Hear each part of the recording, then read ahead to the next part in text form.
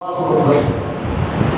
عثمان غنی رضی اللہ تعالیٰ عنہ نے حضور کی دعوت کا اہتمام کیا، بارگاہ مصطفیٰ میں حاضر ہوئے، عرض کیا بندہ نواز، میں چاہتا ہوں آپ میرے مہمان بنیں، میں آپ کا میزبان بنوں، آپ مہمانی سے مجھے نوازیں اور مجھے میزبانی کا شرف حاصل ہو جائے گا۔ فرمایا ٹھیک ہے۔ حضور نے یہ منظور فرما لیا، دعوت قبول فرما لی۔ اب حضور جب حضرت عثمان غنی کے گھر تشریف لے جانے لگے، عثمان غنی حضور کے پیچھے پیچھے بولیے، حضور کے قدم مبارک گرنے لگے۔ فرمایا عثمان یہ کیا کر رہے ہو؟ حضور آپ کے قدم مبارک گر رہا ہوں۔ کیوں گر رہے ہو؟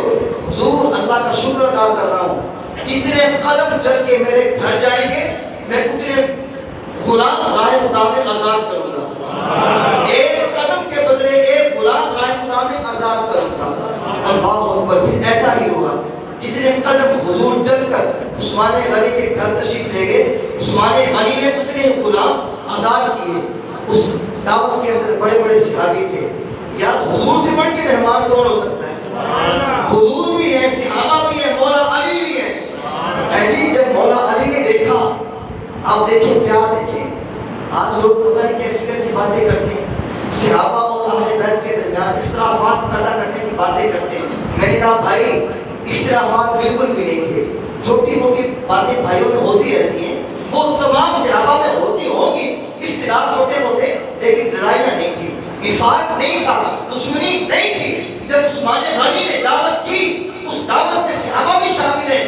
عثمان غنی نے حضور کے ہر قدم پر ایک ایک غلام آزاد کیا، اور جب غلام آزاد کیا مولا علی پریشان ہو گئے، دعوت کو دیکھ کے خوش ہوئے مگر پریشان ہوئے۔ اسی پریشانی کے حال میں گھر آئے۔ پریشان کیوں ہوئے؟ اس لیے آج میرے پاس اتنا مال ہوتا میں بھی حضور کی دعوت کرتا اور اپنے بھائی عثمان غنی کی طرح غلام بھی آزاد کرتا، مگر کیا کروں میرے پاس تو ظاہر اتنا مال ہے ہی نہیں، اس لیے غمزدہ ہوئے۔ اور جب گھر آئے نا تو شہزادی کون ہے؟ ملکہ جنت، خاتون جنت سیدہ فاطمہ الزہرا سلام اللہ تعالیٰ علیہا نے دیکھا اپنے سردار کا چہرہ ڈھلا ہوا ہے، اترا ہوا ہے، کہا اے میرے سردار کیا خیریت تو ہے؟ اداس ہے، مغموم ہے، پریشان ہے؟ کہا ہاں اس لیے پریشان ہوں، آج میرے بھائی عثمان غنی نے حضور کی دعوت کی، کمال کر دیا۔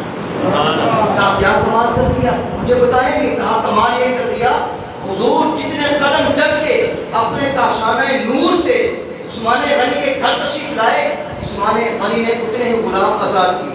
اتنی شاندار دعوت، اگر آج ہمارے پاس مال ہوتا ہم بھی حضور کی دعوت کرتے۔ آئے آئے سیدہ کائنات کا تقویٰ دیکھیے، توکل اللہ دیکھیے، اللہ پہ توکل دیکھیے۔ آپ نے عرض کیا اے میرے سرکار گھبراتے کیوں ہیں؟ ملول کیوں ہیں؟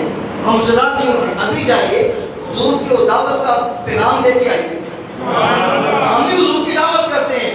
آئے آئے آپ مولا علی کے حضور پر آپ نے ہماری دعوت کو تشریف لایا، ہمارے ٹھیک ہے دعوت قبول ہوگی، منظور ہوگی۔ آپ حضور اور شمول صحابہ کرام کے مولا علی کے گھر تشریف لائے، ادھر سے حضور چلتے ہیں اپنے کاشانہ نور سے، اور ادھر سیدہ کائنات خاتون جنت نے ایک برتن ہنڈیا لی، چولہے پہ رکھ دی، خالی اوپر ڈھکن سے ڈھانپ دی، خود کمرے میں آگے مصطفیٰ بچھایا، اپنی جبین نیاز اس کی بارگاہ میں جھکا دی، کہا مالک اپنی بندی کا پردہ رکھ لے، میرے پاس مظاہر کچھ نہیں ہے، میرے پاس مال و دولت نہیں ہے، لیکن میں نے دعوت تیرے محبوب کی کی ہے، اپنے محبوب کے لیے میرا غیب سے میری مدد فرما دے۔ اللہ اکبر۔ اب جب حضور تشریف لے آئے، اللہ پاک نے اپنی بندی کی دعا کو قبول فرمایا، دعا قبول ہو گئی۔ ادھر حضور تشریف لے آئے اور ادھر سیدہ پاک نے اپنا سجدہ مکمل کر کے آئی، چولہے کے پاس برتن اٹھا کے ڈھکن اٹھایا، دیکھا جناب وہ برتن وہ ہنڈیا لذیذ کھانے سے بھری ہوئی ہے۔ اللہ اکبر۔ اب سردار نے وہ لنگر شریف وہ کھانا ڈال کے برتنوں میں صحابہ کرام کو دیا، صحابہ کرام کھا رہے ہیں، ساتھ آنکھوں میں اشارے کر رہے ہیں ایک دوسرے کو، دوسرا تیسرے کو، کیا اشارے کر رہے ہیں؟ کبھی ایسا کھانا کھایا ہے؟ اشارے زبان سے نہیں بول رہے، آنکھوں میں اشارے کر رہے ہیں. کیا کہہ رہے ہیں؟ کبھی ایسا کھانا کھایا ہے؟ دوسرا کہتا ہے کبھی ایسا ٹیسٹ چیک کیا ہے؟ نہیں، بس آنکھوں میں. جب حضور نے صحابہ کرام کا یہ استعجاب حیران کی دیکھی، ان لوگ کی حالت کو پہچان لیا، فرمایا صحابہ جانتے ہو یہ کھانا کہاں سے آیا؟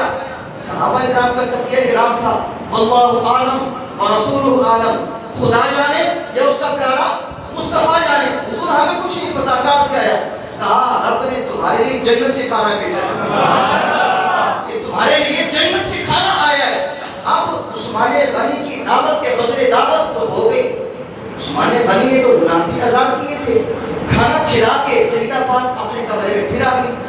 اپنے حجرہ مبارکہ میں جب آئی پھر مصلی بچھایا، سجدے میں سر رکھ دیا، عرض کیا مالک و مولا ایک کام تو پورا ہو گیا، تو نے ایک کام میں تو میری لاج رکھ لی، اب میرے پاس اتنی استعداد نہیں ہے کہ میں غلام آزاد کروں. اے مالک و مولا میں غلام تو آزاد نہیں کر سکتی، لیکن ایک میرا بھرم رکھ دے. حضور جتنے قدم چل کے اپنے کاشانہ نور سے میرے گھر تک تشریف لائے ہیں، جتنے قدم چل کے آئے ہیں، اے مالک و مولا اتنے گناہگاروں کو دوزخ سے آزادی عطا فرما. اللہ اکبر، اللہ اکبر. فوراً آپ کی دعا قبول ہوگی. حضور کی شہزادی ہے، خاتون جنت ہے، ملکہ جنت ہے، دعا قبول ہوگی. دعا قبول ہوئی، جبریل امین حاضر خدمت ہوئے، عرض کیا یا رسول اللہ، اللہ تعالیٰ نے آپ کی شہزادی کی دعا کو قبول فرما لیا ہے، اور اللہ تعالیٰ نے آپ کے ہر قدم کے بدلے ہزار گناہگاروں کو دوزخ سے آزادی کا پروانہ تھا. سیدہ پاک نے ایک گناہگار کی ریکویسٹ کی تھی، تو رب تعالیٰ نے ایک کے ساتھ 3 صفت اور ملا دی ہے. کہا ایک نہیں، فاطمہ تو میرے محبوب کی شہزادی ہے، تم میرے نبی کی شہزادی